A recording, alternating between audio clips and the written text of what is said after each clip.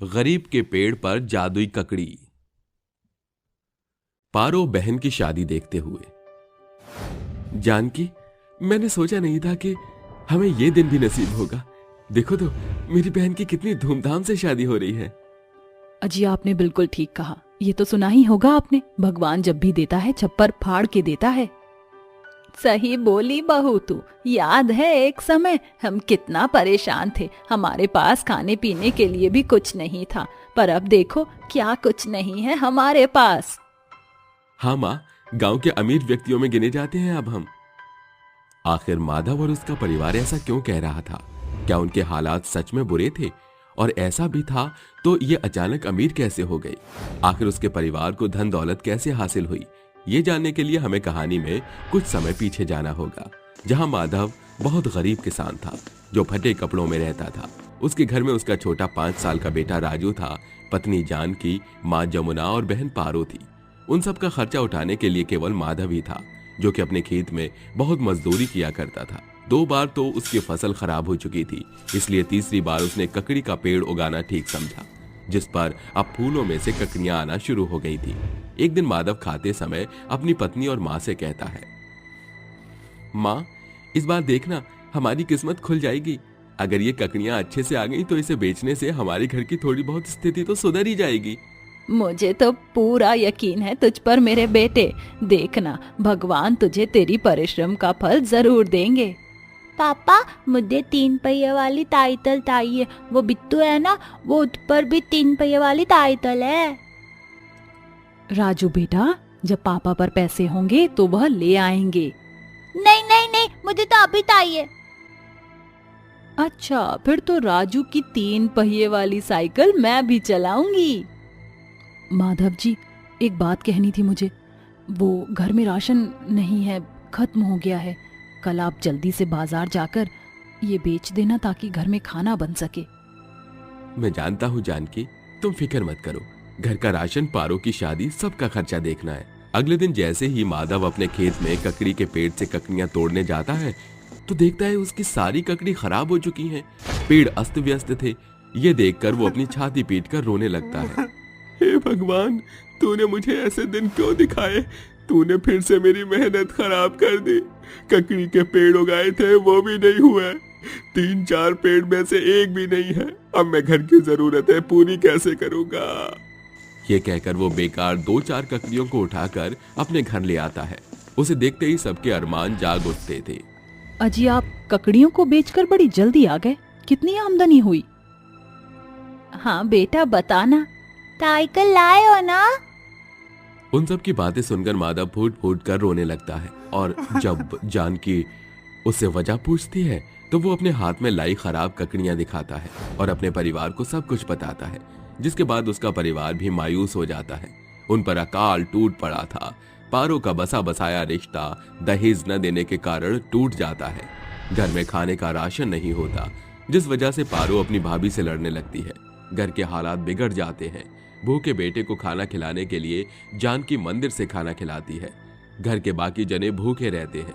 इस स्थिति को देखकर एक सुबह जानकी कहती है, हे भगवान, हमारे घर में इतनी दिक्कत है कि मेरा पति कितना परेशान है। मैं उन्हें ऐसे नहीं देख सकती। रोते हुए वो अपने पति की बंजर ककड़ियों के खेत के पास जाती है और उन सारी सड़ी हुई लटकी ककड़ियों को देखकर कहती है, हे भगवान, तो इतना निर्दयी कैसे हो सकता है? जो गरीब किसान अपने परिवार के 4 सदस्यों को खिलाने के लिए इतनी मेहनत करता है, उससे आपने सारी खुशियां छीन ली। इससे तो अच्छा आप हमें ये जिंदगी ही मत दीजिए। तभी जमीन से धरती माँ निकलकर उनके सामने आती हैं और कहती हैं, पुत्री, रोना बंद करो। मैं तुम्हारी परिस्थिति को अच्छे से महसूस कर पा रही हूँ कि तुम किस दौर से गुजर रही हो। तुम्हारे पति ने सच में इस जमीन पर बहुत मेहनत की है, इसलिए मैं तुम्हें वरदान देती हूँ कि अब से ये चारों पेड़ ककड़ी के जादुई पेड़ होंगे। तुम इससे जितनी बार भी ककड़ियाँ खींचोगी उतनी और आती जाएंगी, और सबसे बड़ा ककड़ी का जो पेड़ है उसमें पूर्णिमा के दिन सोने के बीज निकलेंगे, जिससे तुम अपने घर की सारी परिस्थिति को संभाल सकती हो। धरती माँ, आपका कोटि कोटि शुक्रिया। ये सुनते ही धरती माँ धरती में बस जाती हैं और ये बात वो अपने पति माधव को बताती है, जिसे सुनकर वो भागा भागा वहां आता है और जादुई ककड़ी के पेड़ से ककड़ियां तोड़ता है। तो एक के बाद एक नई आने लगती है। अरे हाँ जानकी, तुम तो बिल्कुल सच कह रही थी। आखिर भगवान ने हमारी सुन ही ली। मैं इन ककड़ियों को बेच कर आता हूँ। जब तक तुम इससे ही अपनी सब्जी बना लो। 2 दिन से ठीक से किसी ने कुछ खाया भी नहीं है। जी आप निश्चिंत रहिए। तभी माधव ठेले पर ककड़ियों को सजाकर बेचने लगता है। ककड़ी ले लो ककड़ी, ताजी ताजी स्वादिष्ट ककड़ी। ककड़ी ले लीजिए, सिर्फ 20 रुपए किलो। ककड़ी ककड़ी। सस्ती ककड़ी देखकर आसपास के सभी लोग माधव से खरीदने लगते हैं और देखते ही देखते पहले दिन ही उसकी आमदनी बहुत अच्छी होती है। ऐसे ही वो अगले दिन भी जादुई पेड़ से ककड़ियां तोड़ता है और बाजार में बेचने लगता है। जिन पैसों से वो अपने बेटे के लिए 3 पहिए की साइकिल और घर का सारा राशन लाता है, जिसके बाद वो बढ़िया खाना खाते हुए कहते हैं, भाभी आपने बहुत अच्छा खाना बनाया है। भैया आपने तो पहले वाले लड़के से भी ज्यादा मेरे लिए बहुत अच्छा लड़का चुना है। आप दोनों मुझे माफ कर दीजिए। मैंने गरीबी के दिनों में ना जाने क्या क्या कह दिया। कोई बात नहीं पारो, ऐसा तो हर किसी के साथ हो जाता है। अब देखना तेरा भैया कितनी धूमधाम से पूरे गांव में सबसे अच्छी और महंगी शादी करेगा तेरी। अरे माधव जी, आपको याद है कल पूर्णिमा है। जादुई ककड़ी के पेड़ से सोने के बीज निकलने वाले हैं। क्यों ना उससे मैं ननद जी के गहने बनवा दूं? अरे हाँ, तुमने बिल्कुल ठीक याद दिलवाया। उसके गहने भी तो बनवाने हैं और उनमें से अपने लिए भी बनवा लेना। तुम अपने बारे में बिल्कुल भी नहीं सोचती हो। आप निश्चिंत रहिए। इस तरह सभी लोग मिलजुल कर बढ़िया स्वादिष्ट पकवान खाते हैं। अगले दिन पति पत्नी दोनों जादुई बड़े वाले ककड़ी के पेड़ के पास जाते हैं और उसे पेड़ से तोड़ने के बाद उसके 2 हिस्से करते हैं, जिसमें सुनहरी सोने के बीज निकलते हैं। माधव जी देखिए, हमारी किस्मत ये सोने के बीज, इससे तो हम बहुत अमीर हो जाएंगे। हो जाएंगे, लेकिन इससे हम अपने जैसे गरीब लोगों की भी मदद करेंगे और धूमधाम से पारो की शादी। तभी दोनों 5-6 जादुई ककड़ी को तोड़ लेते हैं। घर जाकर जादुई ककड़ी में से सोने के बीज निकाल लेते हैं, जिन्हें बेचकर वो बहुत सुंदर और महंगे गहने बनवा लेते हैं। छत से पानी टपकने पर जमुना कहती है, इतना सब कुछ करवा लिया है, ये घर भी बनवा ले। जी माँ। तभी माधव उन जादुई ककड़ी के सोने के बीज की सहायता से अपना आलीशान घर बनाता है, जहां 2 महीने बाद वो अपनी बहन की शादी अमीरों की तरह कराता है। उसके घर को देखकर सब चकाचौंध हो जाते हैं। खाने से लेकर बैंड बाजे तक सब पर बहुत पैसा लगाया था। पारो को शादी करता देख माधव जमुना की आंखों में आंसू आ जाते हैं और वो कहते हैं, जानकी, कभी सोचा नहीं था कि ऐसा दिन भी नसीब होगा। आपने बिल्कुल ठीक कहा। आज हमें इतना अमीर देखकर कोई नहीं कह सकता कि हमारे भी खाने के लाले पड़े थे। जादुई ककड़ी के वजह से आज हमारा जीवन बेहतरीन हो चुका है। हाँ माँ जी। विदा होते समय पारो अपने भाई के गले लगकर कहती है, भाई आपने मेरे लिए इतना अच्छा किया है कि मैं अपने शब्दों में भी बयान नहीं कर सकती। उसके लिए बहुत बड़ा धन्यवाद। बुआ, मेरे से मिलने आना शादी के बाद। हाँ मेरे भतीजे। तभी पारो खुशी खुशी विदा हो जाती है, जिसके बाद माधव भी अपने परिवार के साथ खुशी खुशी रहता है। साथ ही गरीब लोगों को रोज सुबह शाम खाना और कंबल बांटता है, उनकी सहायता करता है और जादुई ककड़ी को बेचकर अभी भी अपना घर चलाता है। गरीब माँ की 3 देशभक्त चुड़ैल बेटियां। भारत पाकिस्तान के बॉर्डर पर जंग छिड़ी थी। पाकिस्तानी आतंकवादी धड़ाधड़ फायरिंग कर रहे थे, जिसमें 2 भारतीय जवान शहीद हो चुके थे।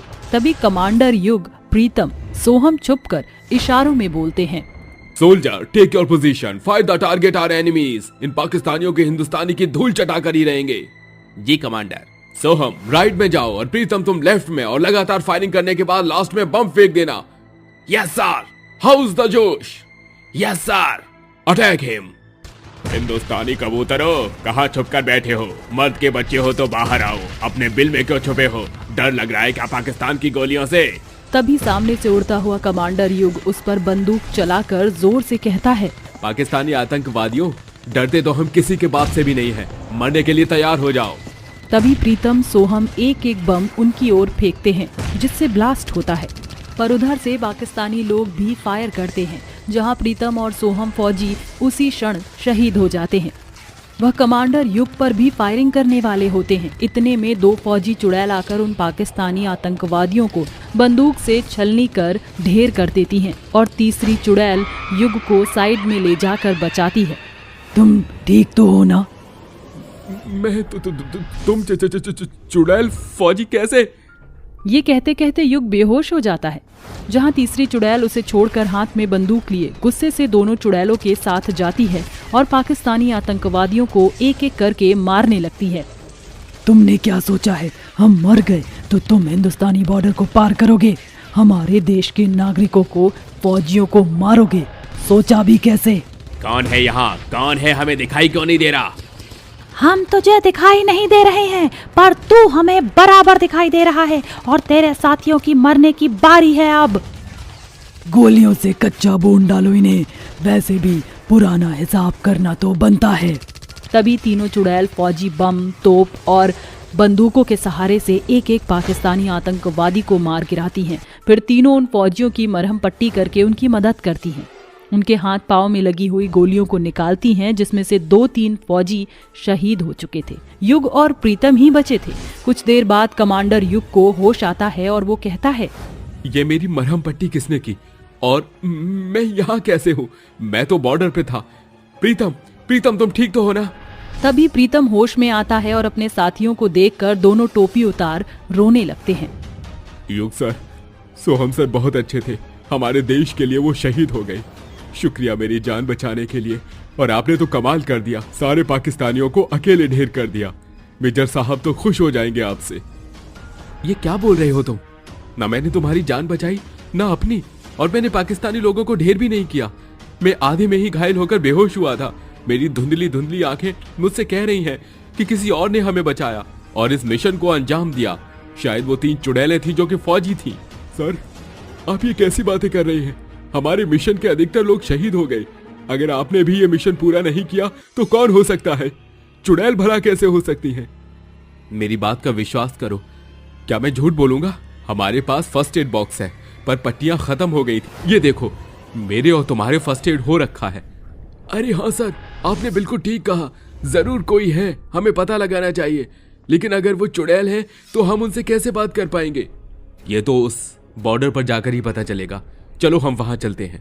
वह अपने कैंप से बाहर ही आते हैं। इतने में मेजर का कॉल आता है जो कहता है, proud of you my boy, you are a very good soldier. तुमने एक बार फिर इस मिशन को पूरा कर हमारे देश का नाम, हमारी आर्मी का नाम ऊंचा कर दिया। तुम्हारी बहादुरी देखकर मुझे 3 लड़कियों की याद आती है। वो भी तुम्हारी तरह बहादुर थी, पर शायद शहीद हो गई। बहुत जल्दी तुम्हें उसका पुरस्कार मिलेगा। जी सर, जय हिंद सर। जो चीज मैंने नहीं की, मैं उसका क्रेडिट नहीं लेना चाहूंगा। मुझे इसका पता लगाना होगा। तभी दोनों बॉर्डर पर पहुंच जाते हैं, जहां वो चिल्लाकर कहता है, सुनिए, कोई है? देखिए, मैं जानता हूं आप यहीं हैं। कहिए, प्लीज मेरे सामने आइए, मुझे आपसे बात करनी है। दीदी, ये लड़का तो हमें ढूंढ रहा है, अब हम क्या करें? हमें इसके सामने जाना चाहिए या नहीं? देखिए, हम आपसे प्लीज रिक्वेस्ट कर रहे हैं, हमारे सामने आइए। इतना बोल रहा है तो चलो। तभी तीनों फौजी चुड़ैल उसके सामने जाती हैं। बोलो, क्या बात करनी है तुमको हमसे? मैं बस यही पूछना चाहता हूँ, आपने हमारी मदद क्यों की? क्योंकि हम फौजी हैं और इस बॉर्डर पर तुम अपने सोल्जर्स के साथ कमजोर पड़ गए थे। ऐसे में मैं उन उग्रवादियों को जीतने नहीं दे सकती थी। दरअसल 2 साल पहले हम तीनों बहनें मिशन अलकायदा पर थे। मुस्कान, श्रेया, हमने पिताजी का सपना सच कर दिखाया। हम फौज में दाखिल हो गए। अब देखना कैसे धूल चटाएंगे आतंकवादियों को। हाँ, बिल्कुल खल्लास कर देंगे उन्हें। उनकी वजह से ही हमारे पिता शहीदों पर अपने देश के लिए छोड़ेंगे नहीं हम। जो बोले सोनिहाल, सत श्री अकाल। सोल्जर रश्मि, सोल्जर मस्तानी, सोल्जर श्रेया, तुम तीनों अपने पिता की बहुत बहादुर बेटी हो। जिस तरह तुम्हारे पिता ने पाकिस्तानियों को धूल चटाई मगर खुद शहीद हो गए, ऐसे ही तुम्हें भी अलकायदा मिशन में आतंकवादियों को पछाड़ना है। सर, आप फिक्र मत कीजिए, हम आपको निराश नहीं करेंगे। हम पिताजी की तरह ही बहादुर हैं। कुछ समय बाद ही तीनों फौजी बहनें अपने फौजी साथियों के साथ उस मिशन में पाकिस्तानी आतंकवादियों से लड़ती हैं और उनके बॉर्डर में घुसकर उन्हें मारती हैं। एक एक करके वो सबको मार गिरा देती हैं। पर एक मरा हुआ आतंकवादी उन पर बम फेंक देता है, जिस ब्लास्ट में तीनों शहीद होकर चुड़ैल बन जाती हैं।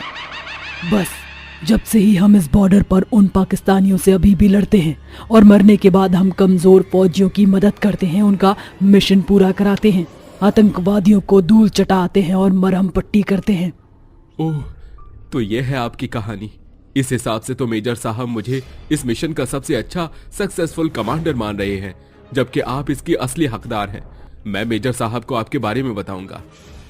नहीं नहीं, प्लीज ऐसा करने की कोई जरूरत नहीं है, हम ऐसे ही ठीक हैं। नहीं, प्लीज मना मत कीजिए, मैं आपका हक नहीं मारना चाहता। ठीक है। आप फौजी अपने पिताजी की वजह से बनी हैं? हाँ, क्योंकि अपनी 3 बेटियों से प्यार नहीं करते थे। उन्हें बेटा चाहिए था जो उनकी तरह फौज में जाए, और उन्हें हम पर विश्वास नहीं था, लेकिन एक मिशन के अंतर्गत वो शहीद हो गए। उसके बाद हम तीनों बहनों ने ठान लिया कि हम पिताजी का सपना बेटी बनकर पूरा करेंगे, इसलिए हम तीनों फौज में भर्ती हुई। सच में देश की बेटी हो तो आप जैसी फौजी बेटी हो। कुछ दिनों में मेजर कमांडर युग को इस मिशन के लिए सम्मानित करते हैं, जहां कमांडर युग स्टेज पर सबको बहादुर 3 चुड़ैल बेटियों के बारे में बताता है, जिसकी वजह से सब उन्हें देख नहीं पाते पर सम्मानित करते हैं, और कमांडर युग उन्हें माला पहनाता है। हम तीनों बहनों को सम्मानित करने के लिए आपका बहुत बहुत शुक्रिया। सच में तुम तीनों अपने पिता की तरह बहादुर हो। I proud of you. उनके सम्मान में सभी जनगण मन गाते हैं। इस तरह तीनों फौजी चुड़ैलें हमेशा की तरह उस बॉर्डर पर रक्षा करती हैं। एक भाभी की 5 घमंडी ननद। निर्मला अपने बेटे अंकित और 5 बेटियां शेफाली, आंचल, राखी, सुषमा, स्वाति के साथ रहती थी, और उसकी 5 बेटियां ही कामचोर थी, पर फैशन रिलेटेड सारी बातों की जानकारी रखती थी, भले ही खाने में नमक स्वादानुसार डाला जाए या न डाला जाए। ऐसे ही एक सुबह निर्मला उठकर घर का सारा काम कर लेती है, नाश्ता बना देती है और कहती है, अरे मोरी मैया, मेरी तो कमर टूट गई। 5 लड़कियां शादी लायक हो गई हैं, लेकिन मजाल है अपनी माँ का काम में हाथ बटा दे। गधे घोड़े कुत्ते की तरह बेड पर पसरी होंगी जरूर। पहले अंकित को उसका जिम शेक दिया हूँ, वरना चिल्लाएगा। ऐसा कहकर निर्मला अपने बेटे के कमरे में जाती है, जहाँ वो पुशअप लगाते हुए शादी की बात करता है, और निर्मला कहती है, ये तू किस लड़की से शादी करने की बात कर रहा है? कुछ नहीं माँ, अरे अच्छा हुआ आप आ गई। मुझे शेक ही चाहिए था। अरे माँ। हाँ, इतनी बूढ़ी माँ के पास काम ही क्या है? तुम 6 के 6 बच्चों के आगे पीछे ही तो घूमती रहूंगी। मेरी तो कोई जिंदगी ही नहीं है। और ये तेरी 5 बहनों ने नाक में दम करा रखा है, और एक तू है। अरे माँ, आप मुझे क्यों सुना रही हो उनकी बातें? एक लात मारकर जगा दो ना उन्हें। बस, मैंने सोच लिया है, अब और काम नहीं कर सकती। तेरी शादी करा दूंगी गुणवान लड़की देखकर। माँ, मेरे लिए कोई लड़की ढूंढे, उससे पहले मुझे अनीता को मनाना ही होगा। ये कहते ही निर्मला उन 5 महारानियों के पास पहुंच जाती है, और बहुत उठाने पर भी न उठने पर वो उनकी चादरें खींच लेती है। फिर 5 उठकर एक साथ कहती हैं, क्या है माँ, आप सोने क्यों नहीं देती हो चैन से? 10 मिनट में तैयार होकर नहीं आई तो उसके बाद ब्रेकफास्ट नहीं दूंगी। क्या? नहीं नहीं माँ, ऐसा मत करो, मैं अभी तैयार होती हूँ। मैं भी। माँ देखना आप, मैं इन चारों से पहले तैयार हो जाऊंगी। तभी झट से 5 तैयार होकर ब्रेकफास्ट करने पहुंच जाती हैं और कहती हैं, कान खोल कर 5 की 5 सुन लो, कल लड़की वाले आ रहे हैं तुम्हारे भाई को देखने, तो इस घर को चमका देना। 5 मिलकर सफाई, खाना, चद्दर, पर्दे बदल देना, बाहर गार्डन ठीक कर देना। माँ, ये तो बहुत सारा काम है, तुम 5 मिलकर कर लेना। जल्दी से भाभी आ जाएं इस घर में, मेरा तो बिल्कुल भी काम करने का मन नहीं करता, मैं तो हिलूंगी भी नहीं। अरे वाह, मेरी नकारा निकम्मी कामचोर आलसी बेटियां। भाभी के आने की खुशी भी है तो सिर्फ इसलिए क्योंकि तुम्हें काम नहीं करना पड़ेगा घर का, पर ये मत भूलो कि एक दिन तुम्हें भी ससुराल जाना होगा। माँ, हम शादी नहीं करेंगे, और कर भी ली तो वहाँ नौकरानी तो बिल्कुल नहीं बनेंगे। ये बात सुनते ही निर्मला को अपनी नकचड़ी बेटियों का एहसास हो जाता है कि वो अपनी होने वाली भाभी को कितना तंग करेंगी।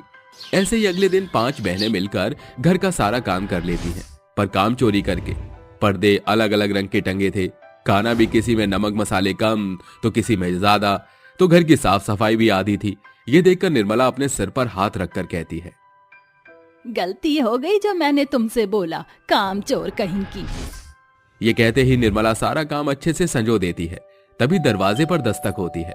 दरवाजा खोलती है तो देखती है उसका भाई शादी के जोड़े में अपनी पसंद की एक दुल्हन लाया है। हे राम, माँ जल्दी आइए, लड़की वाले क्या लड़की बहू बनकर आ गई। देखिए भैया ने शादी कर ली।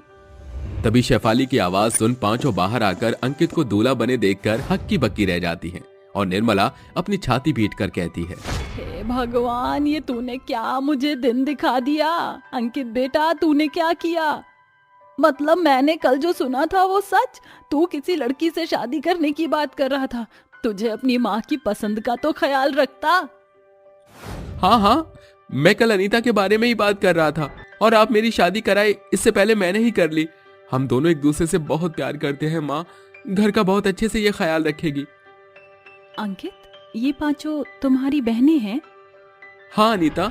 हे भगवान, मेरी 5 नंद हैं। पता नहीं मेरा क्या होगा।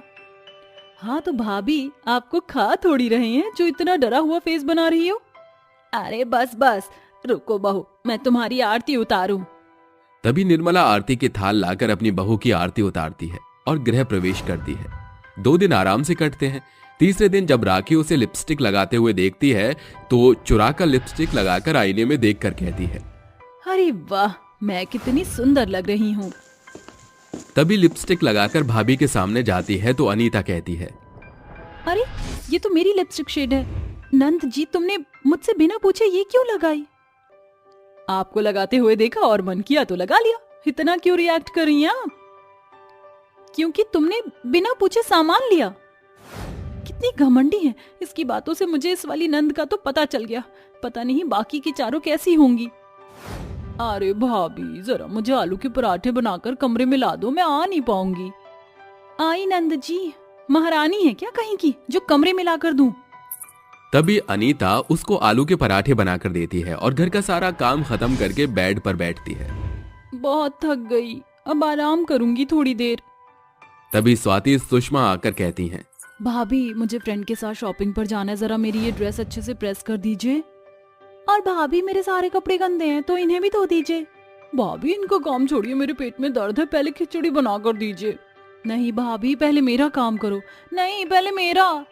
अरे बस करो, 2 हाथ है मेरे, टाइम लगेगा काम करने में। ये सब होता हुआ निर्मला देखकर कहती है, अरे वो कोई मशीन नहीं है जिसके 10 हाथ हो और तुम्हारा काम चुटकियों में कर दे। थोड़ा तरस खाओ अपनी भाभी पर, इतनी बड़ी ऊटनी हो गई हो, खुद से काम नहीं होता क्या? अरे जब भाभी आ गई हैं तो हम क्यों काम करें? अरे क्या, भैया से शादी करके तो यही आई हैं, तो घर के काम कौन करेगा ये सारे? वैसे भी मैंने तो नील एक्सटेंशन करवाया है, मैं तो किसी काम को हाथ नहीं लगा सकती। और मुझे खिचड़ी बनानी नहीं आती। नास पीटी कहीं की, बेटियों अपनी भाभी पर बोझ नहीं, काम में हाथ बटाने वाली बनो। पांचों घमंडी, ना सॉरी बोलना था ना काम में हाथ बटाना, सिर्फ घर में ऑर्डर देती रहेंगी कमरे में बैठकर।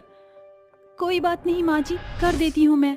तभी अनीता एक एक करके तीनों का काम कर देती है। ये तो बस शुरुआत थी। वक्त गुजरता है और पांचों नंद उस पर हावी हो जाती है। कभी उसे कोई आवाज लगाता है तो कभी कोई बेचारी भाभी को तंग करता है। उन्होंने उसकी रेल बना रखी थी, एक पल की फुर्सत नहीं लेने देती थी उसको। और घमंडी इतनी थी कि कोई काम खराब करके उसकी माफी मांगना या बताना भी मुनासिब नहीं समझती थी। एक दिन अनीता को ऑनलाइन कोई प्रोडक्ट ऑर्डर करना नहीं आ रहा था, तो उसने शेफाली की मदद मांग ली और ऑर्डर कर दिया। जिसके बाद शेफाली कहती है, भाभी, आप कितने भी पढ़े लिखे हो, लेकिन आपको टेक्नोलॉजी का यूज करना तो अभी तक नहीं आता। एक ऑनलाइन चीज ऑर्डर कर नहीं पाई, देखा तुम चारों ने। भाभी, थैंक यू बोलना नहीं आता क्या? अब जब तुम मुझे नहीं बोलोगी, हंसती रहोगी, तो मैं कहाँ से बोलूं? मुझे घमंड नहीं है, मेरी चीज है, बिना पूछे तुम यूज करती हो। तुमने कभी थैंक यू तक नहीं बोला, पूछना तो दूर की बात। सभी पांचों नंदे हंसने लग गईं और ये होता हुआ देख निर्मला उन पांचों बेटियों को बहुत डांटती है, जिससे वो अपने कमरे में चली जाती हैं और कहती हैं, ये पांचों ऐसे नहीं सुधरेंगी जब तक इनकी शादी ना करा दूं। घर के काम करेंगी तब अपनी भाभी की बात समझ पाएंगी। तभी निर्मला अपनी बहू बेटे से नंदू की शादी की बात करती है। जहां अंकित अपनी 5 बहनों के लिए होनहार लड़का ढूंढ लेता है। कुछ ही दिनों में पांचों की एक साथ शादी हो जाती है। विदा होने के बाद पांचों को अपने ससुराल में बहुत काम करना पड़ता है। पांचों एक साथ 1 महीने बाद अपनी माँ से मिलने आती हैं तो आंखों में आंसू लिए गले लगकर कहती हैं, माँ, भाभी, आप हमें माफ कर दो, हमसे बहुत सारी गलती हुई है। अब पता चला ससुराल में कितना काम करना पड़ता है। हाँ भाभी, हम आपको कितना परेशान करती थी। मेरी नंद तो बिल्कुल मेरे जैसी है, बिना पूछे चीजें लेती है। भाभी, हमें माफ कर दीजिए, हमें अकल आ गई है, हमारा घमंड टूट चुका है। अरे अरे मेरी प्यारी नंदो, आपको पछतावा हो रहा है, यही काफी है। चलिए, मैंने आप पांचों के लिए फेवरेट डिश बनाई है। चलो, आखिरकार मेरी पांचों बेटी लाइन पर आ गईं। इस तरह पांचों ननद अपनी भाभी की काम में मदद और तारीफ करती। गरीब बांझ की जादुई झोपड़ी। अरे ये क्या, अभी तक घर का काम ही नहीं हुआ है। आखिर ये बहू कर क्या रही है सुबह से? राजवती जोर जोर से अपनी बहू को बुलाने लगती है। अरे बहू, ओ बहू, अरे कहाँ मर गई? अरे तुझे घर के अंदर कोई काम दिखाई नहीं देता क्या? मैं तो थक गई हूँ इसे रोज रोज समझाते समझाते। अपनी सास की आवाज सुनते ही निहारिका अपने सास के पास आती है और कहती है, माँ जी, दरअसल मेरी तबीयत ठीक नहीं थी, जिसकी वजह से मैं घर में आराम कर रही थी। आप चिंता मत कीजिए, मैंने दवाई खा ली है, अब मैं घर के सारे काम करूंगी। काम चोर कहीं की, जब देखो काम चोरी करने के लिए बहाने बनाती रहती है। एक तो बांझ है, ऊपर से मेरे सर पर बोझ बनकर इस घर में बैठी है। माँ जी, आप हमेशा मुझे बांझ होने का ताना क्यों देती रहती हो? इसमें मेरा क्या कसूर है? अरे नहीं तो क्या तेरी आरती उतारूं? देखो तो सही, कितनी चौड़ी होकर बोल रही है, जैसे मुझे 5 पोते पैदा करके दे दिए हों। अगर मुझसे जुबान चलाई तो मुझसे बुरा कोई नहीं होगा। ऐसा कहकर राजवती वहां से चली जाती है, जिसके बाद बेचारी निहारिका तबीयत खराब होने के बाद भी घर के सारे काम करने लगती है। सारे काम खत्म करने के बाद वो अपनी दवाई खाकर फिर से आराम करने चली जाती है। देखते ही देखते शाम हो जाती है। शाम के बाद निहारिका की देवरानी सुरभि अपने मायके से वापस आ जाती है। उसके 2 बेटे थे, जिसे देखते ही राजवती के चेहरे पर रौनक आ जाती है। अरे बहू, तू अपने मायके से वापस आ गई? चलो अच्छी बात है। वैसे भी मेरा मन नहीं लग रहा था मेरे पोतों के बिना। यही हाल आपके पोतों ने भी मचा रखा था वहाँ। इन्होंने मुझे रुकने ही नहीं दिया, बार बार कहते हैं कि हमें हमारी दादी के पास ले चलो। सुरभि के दोनों बेटे राजवती को देखते ही खुश हो जाते हैं। राजवती उन दोनों के साथ खेलने लगती है, जिसके बाद सुरभि अपनी जेठानी निहारिका के कमरे में जाती है। ओहो, यहाँ आराम कर रही हो? मैं अभी अभी अपने मायके से वापस आई हूँ, बहुत थकी हुई हूँ, मेरे लिए चाय बना दो। लेकिन सुरभि, मेरी तबीयत ठीक नहीं है। ठीक है, फिर ये वाली बात आप सीधा माँ जी से ही कह देना। अपनी सास का नाम सुनते ही सुरभि चुपचाप रसोई में जाकर चाय बनाने लगती है, जिसके चलते अचानक से उसका ध्यान कहीं और चला जाता है और पतीले में से दूध बाहर निकल जाता है। तभी ये सब राजवती देख लेती है और सुरभि के बाल पकड़ लेती है। अरे बांझ कहीं की, जब देखो अपशगुन वाले काम करती रहती है। अभी के अभी इस घर से निकल जा, तेरी इस घर में कोई जगह नहीं है। अरे आज तो माँ जी आपने बहुत अच्छा कहा। वैसे भी इस बेचारी का बोझ उठाएगा भी कौन? इसे तो घर से निकाल ही देना चाहिए। माँ जी ऐसा मत कीजिए, मैं कहाँ जाऊंगी? इस घर के अलावा मेरा और कोई ठिकाना नहीं है। तू इस घर से जाएगी तभी तो मैं अपने बेटे की दूसरी शादी करवा पाऊंगी। राजवती निहारिका का हाथ पकड़ती है और उसे घर से बाहर निकाल देती है। बेचारी निहारिका रोते रोते वहां से चली जाती है। तभी अचानक से बारिश होने लगती है। निहारिका बारिश में पूरी तरह भीग जाती है। अब मैं कहाँ जाऊँ, कुछ समझ नहीं आ रहा। तभी निहारिका को कुछ याद आता है। अरे याद आया, मेरी दादी की झोपड़ी अभी भी वहीं होगी। निहारिका ऐसा सोचते हुए जंगल की तरफ जाने लगती है, जहाँ उसे एक टूटी फूटी झोपड़ी दिखाई पड़ती है। उस झोपड़ी के पास एक घायल हिरन भी पड़ा होता है। हे भगवान, पता नहीं किसने इस मासूम को चोट पहुंचाई है, मुझे इसकी मदद करनी चाहिए। निहारिका जंगल से जड़ी बूटियां इकट्ठा करती है और अपनी साड़ी फाड़कर हिरन की मरहम पट्टी कर लेती है। देखते ही देखते वो हिरन अचानक से एक हरी भरी परी में बदल जाता है। मैं इस जंगल की हरी भरी परी हूँ। तुमने मेरी जान बचाई। तुम्हारा दिल बहुत साफ है। मांगो, तुम्हें मुझसे क्या मांगना है? मेरा इस दुनिया में कोई नहीं है। ऊपर से मेरी सास ने मुझे बांझ कहकर घर से निकाल दिया। मैं आपसे क्या मांगू, मुझे समझ नहीं आ रहा। तुम्हें रोने या चिंता करने की कोई जरूरत नहीं है। सब कुछ ठीक हो जाएगा। इतना कहते ही परी अपना कमाल दिखाती है और उसकी टूटी फूटी झोपड़ी को जादुई सुनहरी झोपड़ी में बदल देती है। चिंता मत करो, तुम माँ जरूर बनोगी, ये मेरा तुमसे वादा है। इतना कहते ही जादुई परी की छड़ी से एक रोशनी निकलकर सीधा निहारिका के पेट पर जाती है, जिसके बाद परी वहां से गायब हो जाती है। उसके जाने के बाद निहारिका का पति सुमित उसे ढूंढता हुआ उसके पास पहुंच जाता है, जिसके बाद निहारिका अपने साथ हुई पूरी घटना के बारे में सुमित को बताती है। अरे भगवान का लाख लाख शुक्र है कि तुम बिल्कुल सुरक्षित हो और परी ने तुम्हारी मदद की, लेकिन अब मैं तुम्हें वापस अपने घर लेकर नहीं जाऊंगा, हम दोनों यहीं रहेंगे। सुमित भी निहारिका के साथ उस जादुई सुनहरे घर में रहने लगता है। एक दिन निहारिका अपने मन ही मन सोचती है, पता नहीं मेरे जैसी कितनी और औरतें इस तरह परेशान होंगी, मुझे उनकी मदद करने के लिए एक आश्रम खोलना चाहिए। ए जादुई घर, मुझे इतना पैसा दो जिससे मैं एक आश्रम खोल सकूं।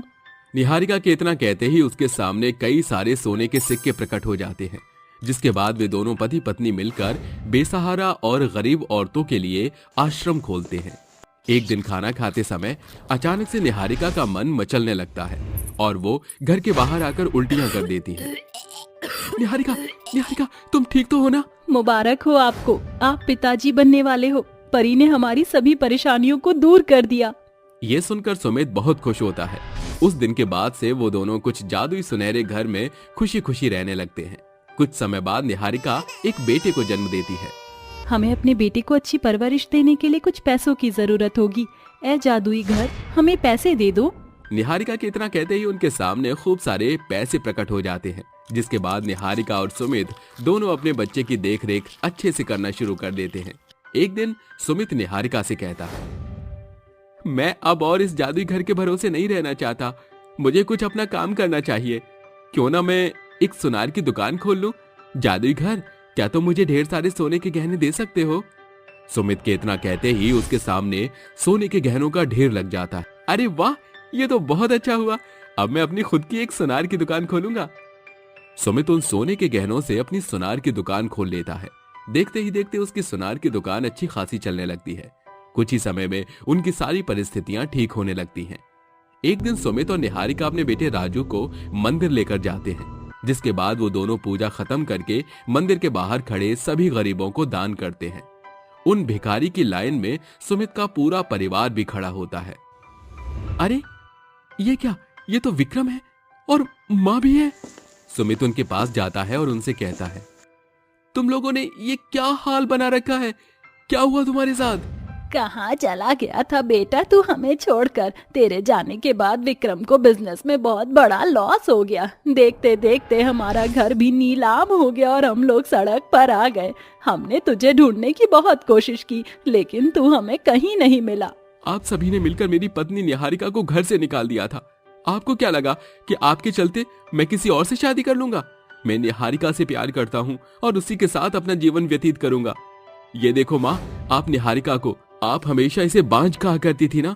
ये हमारा बेटा राजू है, मेरी पत्नी बांझ नहीं है माँ। राजवती को अपनी गलती का एहसास होता है और वो अपनी बहू निहारिका से माफी मांगती है, जिसके बाद निहारिका सभी को माफ कर देती है और अपने साथ उन्हें अपने जादू सुनहरे घर में ले जाती है। उस दिन के बाद से सभी एक साथ खुशी खुशी जादुई सुनहरे घर में रहने लगते हैं। जादुई कुकर। सुलेखा अपने 2 बच्चे बबली और चीकू के साथ समयपुर नाम के गांव में एक कच्चे मकान में दिन काट रही थी। 2 साल पहले उसकी मांग की लाली छिन गई थी। ऐसे में सुलेखा ने जैसे जीने की आस ही खो दी हो, मगर एक माँ की जिम्मेदारियों ने उसे आंख मूंदने की इजाजत नहीं दी थी। सुबह का सूरज उगते ही वो झट से जाग जाती है। माँ, आप मेरे और बबली दीदी के लिए स्वेटर कब लाओगी? इस पतले बुशर्ट में स्कूल में बहुत ठंड लगती है। माँ, मास्टर जी ने मुझे भी स्वेटर पहनने को कहा है, वरना कल की तरह आज भी स्कूल से बाहर ही खड़ा होना पड़ेगा। सुलेखा अपने बच्चों के लिए बहुत कुछ करना चाहती थी, मगर शिक्षा के अभाव में उसे अपने बच्चों की भूख मिटाने के लिए ईंट की भट्टी में धकेल दिया था। जहाँ का मालिक रघुराम था, वो स्वभाव से बहुत ही सख्त था। वो गरीबों से बेहिसाब काम करवाता था और उनका आधा पैसा खुद ही खा जाता था। सुलेखा भी उन्हीं में से एक थी। बच्चों, तुम चिंता मत करो, मैं आज बाजार से तुम्हारे लिए स्वेटर खरीद लाऊंगी। बस आज का दिन काट लो। आज महीने का आखिरी दिन था सुलेखा की आंखों में महीने भर का मेहनताना मिलने की आस बंधी थी। आओ आओ सुलेखा रानी, कहो तो तुम्हारे कदमों के आगे फूल बिछा दूं। माफ कर दो रघुराम भाई, जरा सी देरी हो गई, मगर आप चिंता मत करो, मैं अपने हिस्से की सभी ईंट बना लूंगी। सुलेखा अपनी जल्दी जल्दी ईंट बनाने में जुट जाती है। शाम ढलने पर रघुवीर सभी मजदूरों को पैसे बांट देता है। बच जाती है सिर्फ सुलेखा। भाई साहब, मुझे भी पैसे दे दीजिए। अरे जब मैं मजदूरी के पैसे दे रहा था तो सो रही थी क्या? अब मेरे जेब में एक ढेला भी नहीं है। तेरा हिसाब अब अगले हफ्ते होगा। ये सुनकर सुलेखा कहती है, मुझ मजबूर माँ पर ऐसा गजब मत ढाओ। अगले एक हफ्ते कैसे कटेगा? आज बनिए का लेखा नहीं दिया तो वो मुझे एक दाना नहीं देगा। मेरे बच्चे भूखे मर जाएंगे। मरते हैं तो मर जाए। सुलेखा टूटे मन से घर की ओर बढ़ने लगती है। माँ, आप आ गई? मुझे और चीकू को बहुत जोरों की भूख लगी है। कुछ बना दो, फिर हम बाजार जाएंगे। चीकू, बबली, हम बाजार नहीं जा सकते क्योंकि मेरे पास पैसे नहीं हैं। अपनी गरीब माँ को माफ कर दो बच्चों। मैं तुम्हारी एक ख्वाहिश को भी पूरा करने में खरी नहीं उतर पाई। कोई बात नहीं माँ, हमें स्वेटर नहीं चाहिए माँ, सच्ची। हाँ माँ, क्योंकि हम तो फौलाद की औलाद है। इस तरह चीकू की चिकनी चुपड़ी बातें सुलेखा का ध्यान खींच लेती है। क्या बनाऊं? घर में सिर्फ ये छूछे चावल के दाने हैं। माँ, गीले चावल बना दो क्योंकि उसमें साग सब्जी की जरूरत नहीं पड़ेगी। सारे बर्तन तो टूट फूट चुके हैं, सिवाय किशोर के खरीदे इस कुकर को छोड़कर। सुलेखा जल्दी से चावल से भरा हुआ कुकर चूल्हे पर चढ़ा देती है। थोड़ी देर बाद वो बने हुए चावल अपने बच्चों को बराबर बांटकर परोस देती है। अरे वाह माँ, ये गीले चावल तो बहुत ही स्वादिष्ट बने थे। थोड़ा और चावल दे दो। हाँ माँ, मुझे भी आधी करछी चावल देना। ये सुनकर सुलेखा का चेहरा फीका पड़ जाता है और जैसे ही वो कुकर के भीतर झांकती है तो कहती है, ये कैसे हो सकता है? मैंने तो कुकर का सारा चावल काच पोंछकर बच्चों की थाली में डाला था, फिर ये कुकर चावल से भरा कैसे? सुलेखा के ऐसा कहते ही एक सुनहरी किरण कुकर को घेर लेती है और कुकर सोने के सांचे में ढल जाता है। साथ ही कुकर के बाहरी छोर पर आंख कान मुंह छिटक पड़ता है। घबराओ मत, मैं एक जादुई कुकर हूँ। जादुई कुकर? क्या तुम हमारी गरीबी मिटाने आए हो? हाँ, मैं जादुई कुकर हूँ। मेरे अंदर खाने का खजाना है। तुम जिस खाने की फरमाइश करोगे मैं वो सारे पूरे कर दूंगा। क्या सचमुच? हाँ बिल्कुल बबली। क्या तुम मेरी खीर खाने की ख्वाहिश पूरी कर सकते हो? बबली के इतना बोलते ही जादुई कुकर के चारों तरफ एक सुनहरी रोशनी इठलाने लगती है और कुकर से निकलती खीर की खुशबू पूरे घर में इठला पड़ती है। आगे बढ़ो बबली, खाओ और बताओ कि कैसी बनी है मुझ जादुई कुकर की खीर। दोनों बच्चे जादुई कुकर में बना खीर खाकर बहुत खुश होते हैं, जिसे देखकर सुलेखा कहती है, शुक्रिया जादुई कुकर, आज तुम्हारी बदौलत मेरे बच्चों को अच्छा खाने को मिला। मगर तुम तो बरसों से हमारे घर में हो, फिर मुझे पता कैसे नहीं चला कि तुम जादुई हो? क्योंकि आज से पहले मैंने अपना जादू कभी जाहिर ही नहीं किया, मगर अब मैं चाहता हूँ कि तुम मुझ जादुई कुकर से अपने घर की गरीबी मिटाओ। जादुई कुकर के जरिए सुलेखा को गरीबी के गड्ढे से बाहर आने का रास्ता दिखाई पड़ जाता है। अगले ही दिन से उसने एक ढाबा खोल लिया था। आधा दिन बीत गया मगर अब तक हमारे ढाबे पर कोई नहीं आया। घबराओ मत सुलेखा, जहाँ चाह होती है वहीं राह होती है। बस लोगों के मुंह एक बार मुझ जादुई कुकर के खाने का जायका लग गया तो उसके बाद उनके कदम भूले भटके भी यहीं आएंगे। कुछ ही देर बाद जोगिया नाम का एक इंसान उनके ढाबे पर आता है। अरे का मिलेगा तुम्हारे ढाबे में खाने को? कहिए, क्या खाना चाहेंगे बाबूजी? हमारे ढाबे पर आपको सब कुछ खाने को मिलेगा। ठीक है, तो जल्दी से कढ़ी चावल और एक तंदूरी नान और जो है भरवा भिंडी खिला दो। जी बाबूजी, बस अभी लाई। ढाबे पर बैठे ग्राहक के खाने का फरमान सुनकर जादुई कुकर सोने में चमक उठता है और उसके अंदर से एक एक करके सभी खाना बनकर बाहर निकलने लगता है। शुक्रिया जादुई कुकर, तुमने कितनी जल्दी ये सारा खाना बना दिया। अरे मैं जादुई कुकर खाने खजाने का जलता हुआ चिराग हूँ जो 2 मिनट में खुशियां देती है। हाँ, जैसे ही ग्राहक जादुई कुकर में बने सभी खाने का स्वाद चखता है तो खुशी से झूमते हुए कहता है, क्या बात है, सचमुच ऐसा स्वादिष्ट खाना मैंने कभी नहीं खाया है। दिल खुश हो गया। अब जो है हमारा ढाबे पे आना जाना लगा ही रहेगा। हर एक दिन के साथ सुलेखा के ढाबे पर आने वाले लोगों की तादाद बढ़ने लगती है। जो भी जादुई कुकर के खाने का जायका चखता है वो उस ढाबे का दीवाना हो जाता है। सुलेखा के दिन बदलने लगते हैं। देखो माँ, हमारा ढाबा लोगों में भरा हुआ है। सभी को हमारे ढाबे का खाना पसंद आ रहा है। हाँ बबली बिटिया, ये सारा कमाल जादुई कुकर का है, वरना हम ये अच्छे दिन कहाँ देख पाते। अरे अब बातें बंद करो और काम चालू करो। जाओ अब जाकर ढाबे के ग्राहकों की थाली की घटी बढ़ी का मुआयना करके आओ। अरे जरा जल्दी से एक बड़ी थाली बिरयानी तो ले आओ। मेरी दाल मखनी भी लेते आना। जी अंकल, जादुई कुकर जल्दी से दाल मखनी बनाओ। नहीं, पहले बिरयानी। तुम बच्चे झगड़ा मत करो, बस मुझे 2 मिनट दे दो। रेल मत बनाओ वरना मैं फट जाऊंगा। ये सुनकर दोनों बच्चे हंस पड़ते हैं और अगले 2 मिनट में कुकर लाजवाब दाल मखनी से लबालब भर जाती है, जिसके बाद कुकर बबली को बिरयानी भी देती है। ऐसे ही ढाबा जादुई कुकर से दिन दूनी रात चौगनी तरक्की करता है और सुलेखा एक सुंदर बड़े घर की नींव रखती है जहाँ सब कुछ नया सामान होता है, जिसे देखकर जादुई कुकर कुड़ते हुए कहता है, सुलेखा तुमने सब कुछ बदल दिया। अब तो तुम गरीब से अमीर हो चुकी हो। इस नए घर में सब कुछ नया नया है, चाहे बिछौना हो या खाना। अब कहीं तुम मुझे भी तो नहीं बदलने वाली? हाँ नहीं जादुई कुकर, तुमने जो मुझ गरीब की तकदीर बदल दी, मैं तुम्हें कभी नहीं बदलूंगी।